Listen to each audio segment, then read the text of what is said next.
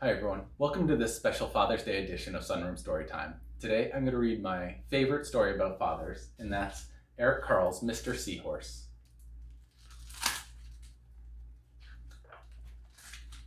Mr. Seahorse by Eric Carle. Mr. and Mrs. Seahorse drifted gently through the sea. Mrs. Seahorse began to wiggle and twist, this way and that. "It's time for me to lay my eggs," she said. "Can I help?" asked Mr. Seahorse. "Oh yes, thank you," said Mrs. Seahorse, and she laid her eggs into a pouch on Mr. Seahorse's belly. "I'll take good care of our eggs," said Mr. Seahorse. "I promise." As Mr. Seahorse drifted gently through the sea, he passed right by a group of trumpet fish hidden in a patch of reeds.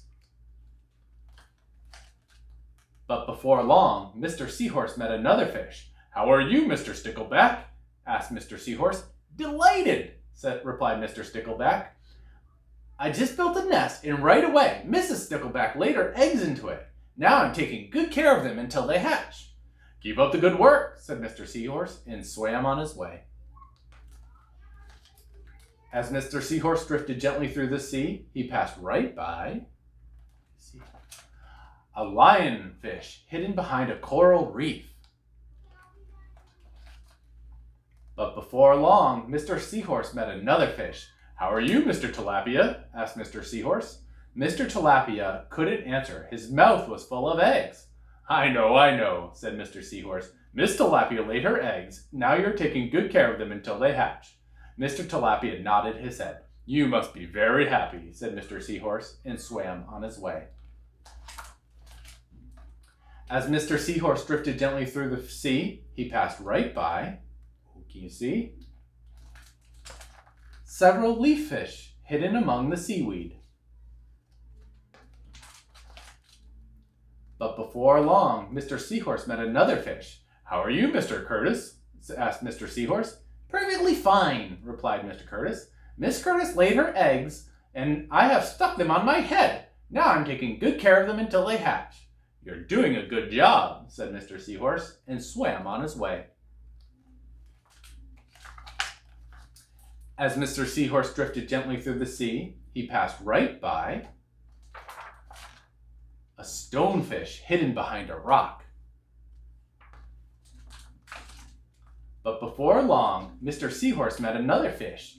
"How are you, Mr. Pipe?" asked Mr. Seahorse. "Couldn't be better," replied Mr. Pipe. "Miss Pipe laid her eggs on my belly. Now I'm taking good care of them until they hatch." "You should feel proud of yourself," said Mr. Seahorse, and swam on his way. You see how big Mr. Seahorse's belly is getting? But before long, Mr. Seahorse met another fish. "How are you, Mr. Bullhead?" asked Mr. Seahorse. "Tip-top," replied Mr. Bullhead. "Miss Bullhead laid her eggs, and the eggs hatched. Now I'm babysitting." "You're doing a fine job," said Mr. Seahorse, and swam on his way. The time had come for the seahorse babies to be born. Mr. Seahorse wiggled and twisted, this way and that. At last the babies tumbled from Mr. Seahorse's pouch and swam away.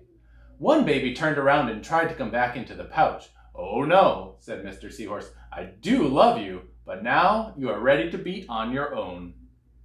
And that was Mr. Seahorse by Eric Carle. I just love that book, and it's all the unique ways that fathers take care of their children.